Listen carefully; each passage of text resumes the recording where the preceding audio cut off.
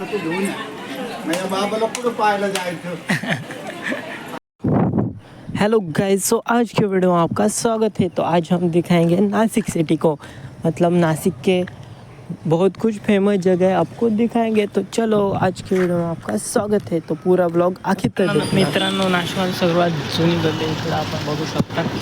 हे guys, today we are making a blog of Nashik city. तर आज नाशिक सिटीचा ब्लॉग आपण काढतोय. तर नाशिकमध्ये वेगवेगळं काय आहे ते एक्सप्लोर करा. विषय काय आहे, कालच पेपर झाले SPPUचे, इंजिनिअरिंगला आहे मी. आणि भाई थर्ड इयरला आहे, काहीच समजत नाही काय करावं. सो कसं आहे, बसून बसून काय करू भाई, म्हणून डायरेक्ट बाहेर निघालो आणि ब्लॉग बनवायला सुरुवात केली. आपले चॅनल कमी आहे, सबस्क्रायबर कमीच आहे, बट काहीतरी स्टार्टअप स्वतःचा करायचा भाई.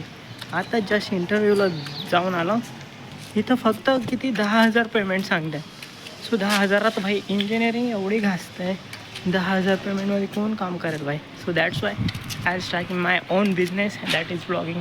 प्लीज सपोर्टच्या व्हिडिओत नाशिक दाखवूया. सो हॉस्टेलमधून बाहेर आलो आणि काय दाखवू समजत नाही, तर नाशिकच दाखवूया. सो चलो, पाय पाय आहे, चलो. तर इकडे काही नाशिकच्या सर्वात प्राचीन म्हणजे जुन्या गल्ल्या आहेत, इथे मोठमोठे गणपती बसवले जातात. तर हे आहे. आणि नंतर आलो ते म्हणजे चिराग बिर्याणी, नाशिकमधील सगळ्यात प्रसिद्ध चिराग बिर्याणी आहे.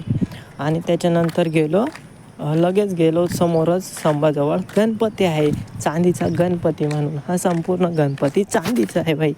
तर इथं खूप लोक येतात दरवर्षी, दररोज येतात भाई.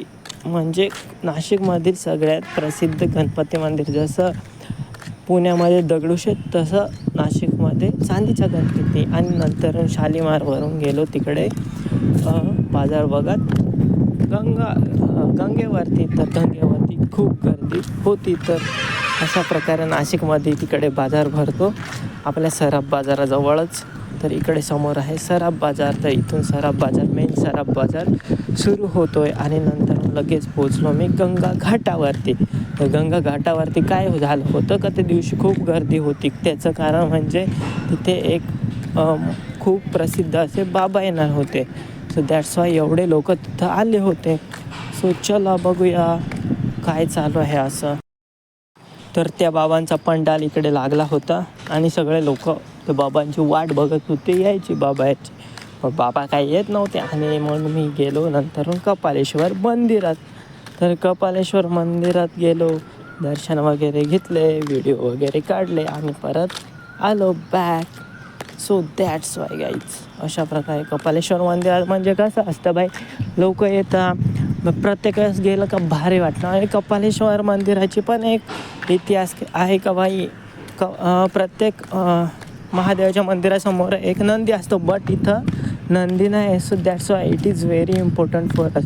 म्हणजे इथं रामाची भक्ती करायला महादेव आले होते, अशी आख्यायिका आहे भाई. सो दॅट्स वाय हे खूप प्रसिद्ध असं मंदिर आहे. लोक लांबून म्हणजे गंगेचे दर्शन करायला आले का लोक येतातच इथं नक्की.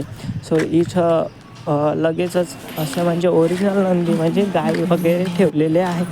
आणि मंदिराच्या भोवती वेगवेगळे मंदिरे आहेत, जसे की गणपतीचे मंदिर आहे, छोटे छोटे पिंडे वगैरे ठेवलेले आहेत.